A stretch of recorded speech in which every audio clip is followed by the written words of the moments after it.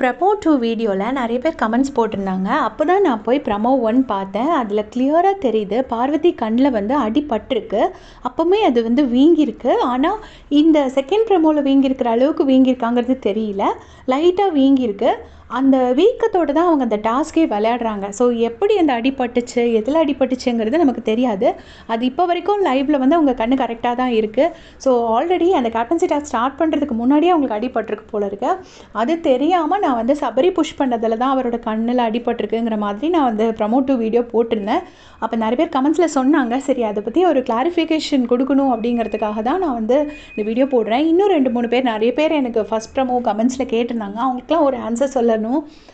இடையில ஒரு டாஸ்க் நடந்துச்சு. என்ன டாஸ்க்னு கரெக்டாக ஞாபகம் இல்லை. கனியை வந்து இப்படி லெஃப்ட் ஹேண்டில் தூக்கி வீசுவார் விக்ரம். ஆனால் கனி வந்து எந்த கம்ப்ளைண்ட்டுமே பண்ண மாட்டாங்க. புஷ் பண்ணி அவங்கள தடுக்கிறதுக்கு ட்ரை பண்ணுவாங்க. சூப்பர் டிலக்ஸ்க்கும் பிபி ஹவுஸ்க்கும். ஸோ அப்போ வந்து புஷ் பண்ணுவாங்க. அந்த இது வந்து எந்த ப்ராப்ளமுமே இல்லை. அதே மாதிரி இந்த இதுலேயுமே நீங்கள் பார்த்தீங்கன்னா சபரி உட்காந்துருக்கும் போது சபரிக்கு வந்து இடது கை உடஞ்சிருக்கு. அந்த உடஞ்சதில் ஆப்ரேஷன் பண்ணியிருக்காரு. அந்த உடஞ்ச கை மேலேயே பார்வதி மிதிப்பாங்க. அது அவங்க எப்படி தெரியாமல் மிதிக்கிறாங்களோ அதே மாதிரி தான் சபரியும் கால் தெரியாமல் மிதிச்சிட்டாரு. சப்போஸ் சபரி மிதிக்கிறது வந்து நீங்கள் வந்து இல்லை அவர் வேணும் தான் மிதிச்சாருன்னா அப்போ இவரோட கை அடிபட்டிருக்கு, ஆப்ரேஷன் பண்ணியிருக்குங்கிறது தெரிஞ்சே பார்வதி மிதிச்சாங்களான்னு எனக்கு 2 கொஸ்டின்ஸ் இருக்குது உங்ககிட்ட.